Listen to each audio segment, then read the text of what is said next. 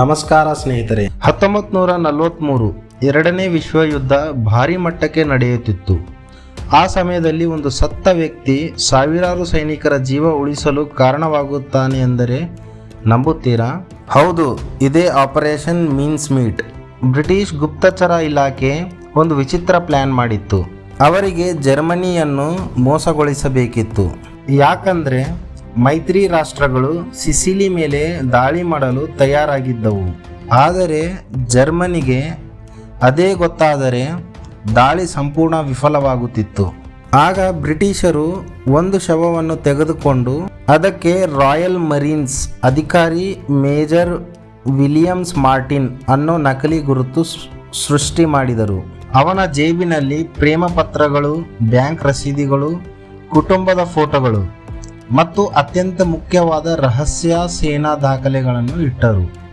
ಆ ದಾಖಲೆಗಳಲ್ಲಿ ನಿಜವಾದ ದಾಳಿ ಸಿಸಿಲಿ ಮೇಲೆ ಅಲ್ಲ, ಗ್ರೀಸ್ ಮತ್ತು ಸರ್ಡಿನಿಯಾ ಮೇಲೆ ನಡೆಯಲಿದೆ ಅಂತ ಉದ್ದೇಶಪೂರ್ವಕವಾಗಿ ಸುಳ್ಳು ಮಾಹಿತಿ ಬರೆಯಲಾಗಿತ್ತು. ನಂತರ ಆ ಶವವನ್ನು ಸ್ಪೇನ್ ಸಮುದ್ರ ತೀರದ ಬಳಿ ಬಿಡಲಾಯಿತು. ಸ್ಪೇನ್ ತಟಸ್ಥ ದೇಶವಾಗಿದ್ದರೂ ಅಲ್ಲಿದ್ದ ಜರ್ಮನ್ ಗುಪ್ತಚರರು ಆ ದಾಖಲೆಗಳನ್ನು ಪಡೆದು ಹಿಟ್ಲರ್ಗೆ ಕಳಿಸಿದರು. ಹಿಟ್ಲರ್ ಆ ಮಾಹಿತಿಯನ್ನು ನಿಜ ಅಂತ ನಂಬಿದ್ದ. ಅದರಿಂದ ಅವನು ತನ್ನ ಸೇನೆಯ ದೊಡ್ಡ ಭಾಗವನ್ನು ಗ್ರೀಸ್ ಕಡೆಗೆ ಕಳುಹಿಸಿದ. ಇದೇ ಸಮಯದಲ್ಲಿ 1943 ಜುಲೈನಲ್ಲಿ ಮೈತ್ರಿ ರಾಷ್ಟ್ರಗಳು ಸಿಸಿಲಿ ಮೇಲೆ ದಾಳಿ ನಡೆಸಿದವು.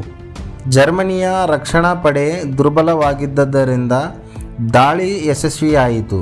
ಇತಿಹಾಸಕಾರರ ಪ್ರಕಾರ ಈ ಒಂದು ಗುಪ್ತಚರ ಕಾರ್ಯಾಚರಣೆ ಯುದ್ಧದ ದಿಕ್ಕನ್ನೇ ಬದಲಾಯಿಸಲು ಸಹಾಯ ಮಾಡಿತು. ಆ ಶವ ಯಾರದು ಗೊತ್ತಾ? ಅವನು ಗ್ಲಿಂಡೂರ್ ಮೈಕಲ್ ಎನ್ನುವ ವೇಲ್ಸ್ ಮೂಲದ ವ್ಯಕ್ತಿ. ಅವನ ಕುಟುಂಬಕ್ಕೂ ಈ ರಹಸ್ಯ ಅನೇಕ ವರ್ಷಗಳವರೆಗೆ ಗೊತ್ತಿರಲಿಲ್ಲ.